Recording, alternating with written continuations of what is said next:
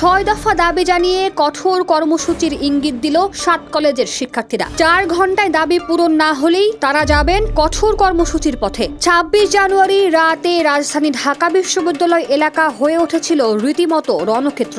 7 কলেজের শিক্ষার্থীদের সাথে ঢাবি শিক্ষার্থীদের সংঘর্ষ চলে গভীর রাত পর্যন্ত। এই ঘটনার জেরে 27 তারিখ দুপুরে 12টায় সংবাদ সম্মেলন ডেকে 6 দফা দাবি জানান তারা। তাদের প্রথম দাবিটি হলো ঢাকা বিশ্ববিদ্যালয়কে ক্ষমা চাইতে হবে 7 কলেজের কাছে। সেই সাথে পদত্যাগ করতে হবে ঢাবির সহশিক্ষা উপাচার্য অধ্যাপক আব্দুল আহমেদকে। ঢাকা কলেজ শিক্ষার্থী রাকিব সহ এই প্রতিষ্ঠানের অন্য শিক্ষার্থীদের ওপর হামলাকারী পুলিশ সদস্যদের প্রত্যাহার করতে হবে। নিউ মার্কেট থানার এসি, ওসি সহ জড়িত বাকিদের বিরুদ্ধে নিতে হবে বিভাগীয় ব্যবস্থা। ঢাকা বিশ্ববিদ্যালয়ের শিক্ষার্থী কর্তৃক ইডেন কলেজ, বদরুন্নেসা কলেজ সহ 7 কলেজের নারী শিক্ষার্থীদের সম্পর্কে কুরুচিপূর্ণ মন্তব্য ও অশালীন অঙ্গভঙ্গির সাথে জড়িতদের বিচারের আওতায় আনতে হবে।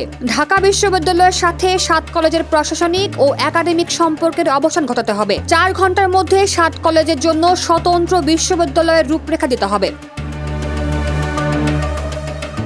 পরিস্থিতি সমাধানের জন্য তাদের সাথে বসতে হবে প্রধান উপদেষ্টাকে। সেই সাথে শিক্ষা উপদেষ্টা নাহিদ, ঢাবি উপাচার্য সহ উচ্চ পর্যায়ের ব্যক্তিদের মিটিং করতে হবে 7 কলেজের প্রতিনিধিদের সাথে। তাদের সর্বশেষ দাবিটি হলো ঢাকা বিশ্ববিদ্যালয় সংশ্লিষ্ট এলাকায় সিটি কর্পোরেশনের রাস্তা জনসাধারণের জন্য উন্মুক্ত করে দিতে হবে।